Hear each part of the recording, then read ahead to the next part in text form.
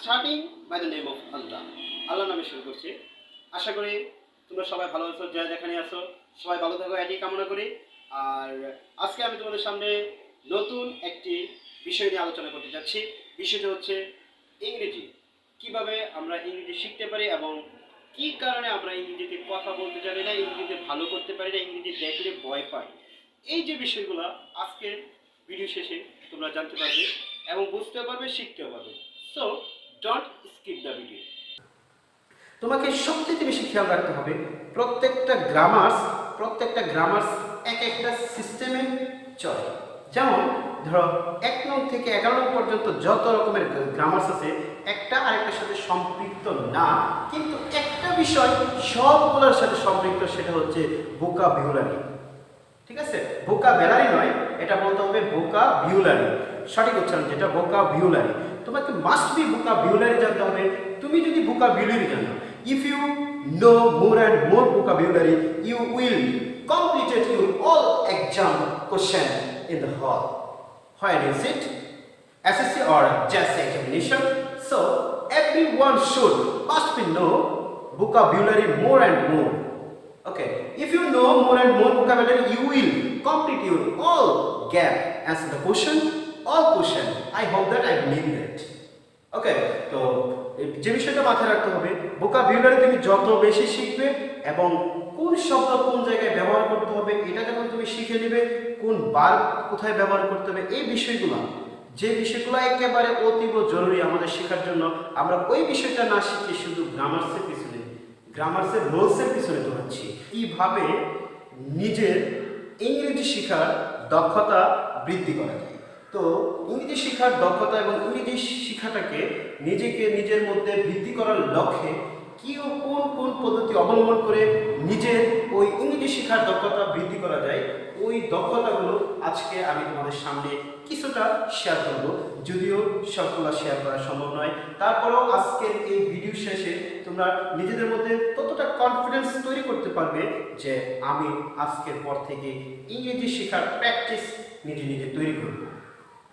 আমি 9-10 এর প্রসঙ্গে চলে আসি। 9-10 এর যে ইংলিশ গ্রামারগুলি, ওই ইংলিশ গ্রামারগুলি যদি আমরা চিন্তা করে দেখি যে অনেক গ্রামারগুলি সারা বছর ইংলিশ গ্রামারের রুলস টপ টু বটম পড়ে খাতায় লিখে পুরো খাতা ভরেও তারপরেও সে পরীক্ষার হলে সেই অ্যান্সারগুলো দিতে পারে না।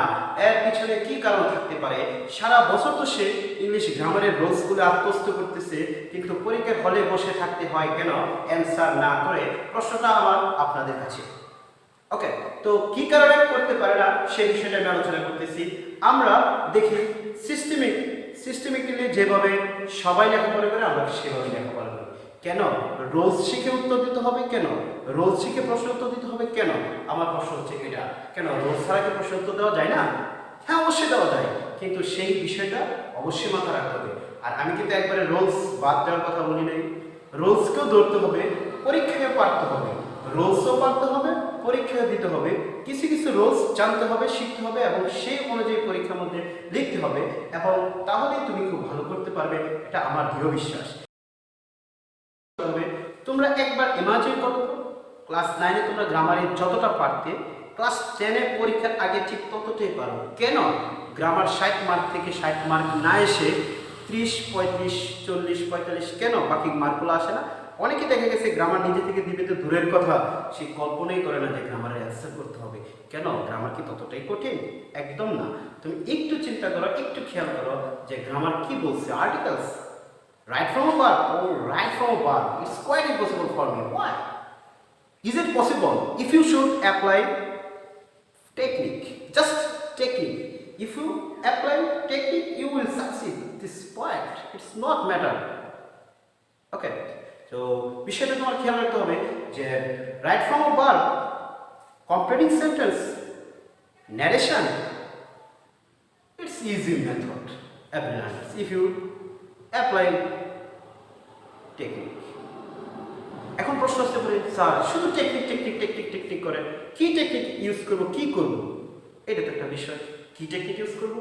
টেকনিকটা আসলে তোমার ব্রেন বলবে কোনভাবে করলে তুমি পরীক্ষার মধ্যে অ্যান্সার করতে পারবে, উত্তর করতে পারবে। যেমন ধরো ন্যারেশনের মধ্যে আসি, তো প্রত্যেক ন্যারেশন এবং প্রত্যেক right from a birds completing sentence তিনোটা বিষয় কিন্তু তোমার অর্থের উপর নির্ভর করে, just meanings.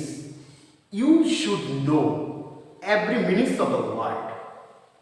If you don't know word meanings, you will not get any exam.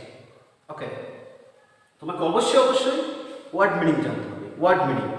Word meaning দেখো কতটা গুরুত্বপূর্ণ। আমি একটা ওয়ার্ড নিয়ে কথা বলি। মিস্টেক শব্দ অর্থ হচ্ছে কি? ভুল করা। মেক শব্দ অর্থ হচ্ছে কি? তৈরি করা। Mistake, make. এখন মিস্টেক এর present form mistake, past form mistook, past participle form mistaken. এই শব্দটা দিয়ে আমরা তিনভাবে কথা বলতে পারি। আই মিস্টেক, আমি ভুল করি। ইউ মিস্টেক, তুমি ভুল করো। হি মিস্টেকস, সে ভুল করে। এটাকে কিন্তু আবার আমরা বলতে পারি, যদি একটু বাড়িয়ে বলি, আই মিস্টেক, আমি ভুল করেছি দিস টপিক্স, এই টপিক্সে। আই মিস্টেক, ইউ মিস্টেক, তুমি ভুল করেছো দিস টপিক্স, এই টপিক্সে।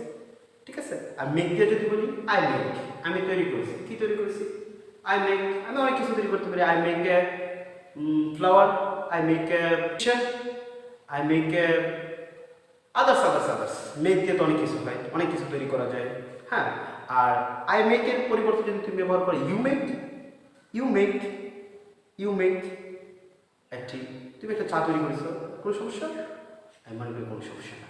You make, I make, you make, I made, আমি তৈরি করেছিলাম। I made, আমি তৈরি করেছিলাম। বাস পার্ট 2 ব্যবহার করলে সরাসরি চলে যাচ্ছে অতীতকাল। আর অতীতকাল নির্দেশ একেবারে ইজি। আমরা যখন কথা বলার সময় আমরা কিন্তু প্রায় বলে থাকি, চলো যাই, লেটস গো। চলো যাই, লেটস গো। এখন যদি চলো খাই, লেটস ইট। চলো চা পান করি, লেটস ড্রিঙ্ক টি। চলো ঘুরে আসি, চলো সাঁতার কাটতে যাই। জাস্ট চলো বলার পরে লেটস শুরু করি, চলো শুরু করি, লেটস স্টার্ট। এভাবে কিন্তু আমরা অনেক শব্দ তৈরি করতে পারি। তুমি কি জানো? Do you know? তুমি কি জানো? Do you know? এখন তুমি কি জানো আমার সম্পর্কে? Do you know about me? তুমি কি জানো আমার সম্পর্কে? Do you know about me? আবার যদি তুমি নিজের সম্পর্কে না বলো, do you know about her, about him, এটাও হয়। আবার যদি তুমি বলো যে না, স্কুল সম্পর্কে, do you know about our school, Charma high school? Do you know about mosque? Do you know about Belaba Bazaar? Easy question. যে প্রত্যেকটা কথা তুমি ইংরেজিতে বলার চেষ্টা করবে। চলো যাই, লেটস গো। চলো খাই, লেটস ইট। চলো সাঁতার কাটতে যাই, লেটস সুইম। এই যে কথাগুলো, একটা কথার সাথে অনেকগুলো কথা বলা যায়। চলো আমরা ঘুমাতে যাই, চলো আমরা খেলতে যাই। এই প্রত্যেকটা কথার আগে কিন্তু লেটস তা ইউজ করলে কিন্তু হয়ে যায় অনেক শব্দ। আবার আমরা আজকাল পড়তে বসবো, এই প্রত্যেকটা কথা কিন্তু তোমরা ইংরেজিতে বলতে পারো। হ্যাঁ, প্রত্যেকটা কথা তোমরা ইংরেজিতে পারো, কিন্তু কি করো? ইংরেজি ইউজ করো না। এখানে হচ্ছে সবচেয়ে বড় সমস্যা। তোমরা ইউজ করতে থাকো এবং শিখতে থাকো, বুঝতে থাকো। আমি আশা করি তোমরা প্রত্যেকটা কথা যখন ইংরেজিতে বলতে থাকবে, শিখতে থাকবে, তখন এক পর্যায়ে যখন নাকি 1 মাস, 2 মাস, 3 মাস, 5 মাস পরে দেবো, অটোমেটিক তুমি ইংরেজি জানতে পারো। আর লাস্ট একটা বিষয় তোমাদেরকে আমি বলতে চাই, সেটা হচ্ছে সবসময় খেয়াল রাখবে, তোমার ব্রেন যখন মুখ দিয়ে বাংলা কথা বলতে চাবে, যখন বাংলা কথা মুখ দিয়ে আসবে বা বলতে চেষ্টা করবে, তখন বাংলাটা না বলে তুমি চেষ্টা করবে প্রথম ইংরেজিটা বের করার জন্য। তুমি চিন্তা করে দেখো, এতে চিন্তা করো, যে আমি এখন বললাম চিন্তা করো, চিন্তার ইংলিশ তো তুমি অবশ্যই পারো। থিঙ্ক করতো চিন্তা করা, আই থিঙ্ক আমি চিন্তা করি, ইউ থিঙ্ক তুমি চিন্তা করো, হি থিঙ্কস সে চিন্তা করে। এই বিষয়গুলো দেখো, ইজিলি কিন্তু বলতে পারো। হ্যাঁ, তো আমরা যখন নাকি কাউকে প্রশ্ন করি যে কখন তুমি স্কুলে যাবে, কখন, এই কখন যখন বলবো তোমার ব্রেন বলতে হবে যে হুয়েনটা নিয়ে আসতে হবে। হুয়েন স্কুলে যাবে, কাকে? তোমাকে প্রশ্ন করছে। হোয়েন উইল ইউ, মানে ভবিষ্যৎ। When will you go to school? When will you go to mosque? When will you go to market? এই যে বিষয়গুলো আমরা হোয়েন ব্যবহার করতে পারি। আর এগুলো হচ্ছে ভবিষ্যৎ। এখন যদি তোমাকে প্রশ্ন করা হয় যে বর্তমান দিয়ে বলো, বর্তমান দিয়ে প্রশ্ন করতে যাচ্ছ যে তুমি কখন স্কুলে যাও, তুমি কখন মাদ্রাসায় যাও, তুমি কখন বেলাবা যাও, তুমি কখন পড়তে যাও। এই কখন যাও যখন বর্তমান হবে তখন when do you, just do ব্যবহার করবে। আর যখন ভবিষ্যৎ হবে তখন হোয়েন উইল ইউ, ঠিক আছে? When do you go to school, when do you go to market, when do you go to Cox's Bazar, এটাও বলতে পারো। When do you go to office, তুমি কখন অফিসে যাও, এগুলো বলতে পারো, ইজিলি বলতে পারো। এখন যদি তুমি বলো যে তুমি কখন স্কুলে গিয়েছিলে, তুমি কখন খেয়েছিলে, তুমি কখন ঘুমাইছিলে, তখন জাস্ট একই শব্দ, সব কিছু একই, হোয়েন ডিড ব্যবহার করো। When did you go to school, when did you go to market, when did you go to sleep, এই কথাগুলো জাস্ট এতটুকুই। শুধু প্র্যাকটিস করতে থাকো, প্র্যাকটিস করতে করতে করতে করতে এক পর্যায়ে তুমি কিন্তু প্রশ্ন পারবা, ইজিলি প্রশ্ন করতে পারবা। প্রশ্ন করা আর উত্তর দেওয়া, এই দুইটা আজকে থেকে তোমরা একেবারে আমার সাথে প্রমিস করতে হবে যে আজকের পর থেকে তোমরা প্রশ্ন করাটা এবং উত্তর দেওয়াটা জাস্ট এতটুকু আজকে থেকে প্র্যাকটিস করবে।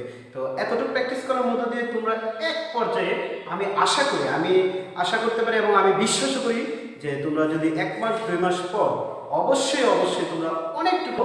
তো আজকাল শেষ বিদায় মুহূর্তে লাস্ট আরেকটা কথা তোমাদেরকে বলতে চাই, সেই বিষয়টা হচ্ছে আজকে আবারও মনে করে দিতে যাচ্ছি, আজকে 10টা শব্দ, পরের দিন 10টা শব্দ, এভাবে 7 দিন তোমরা শব্দর অর্থগুলি, ওয়ার্ড মিনিংগুলি ভালো করে মুখস্থ করবে।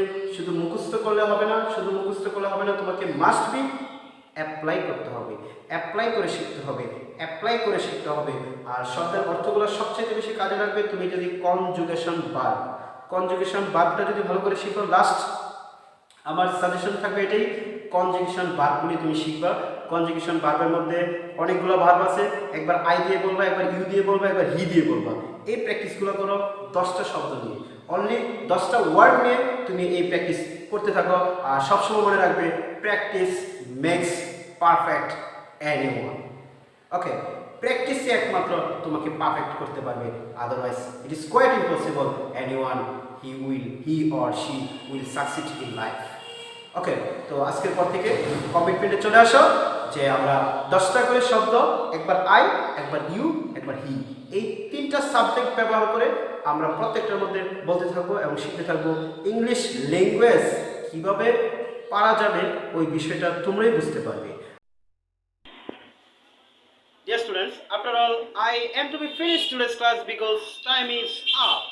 Last, I want to say again, practice makes perfect. So, you should practice more and more.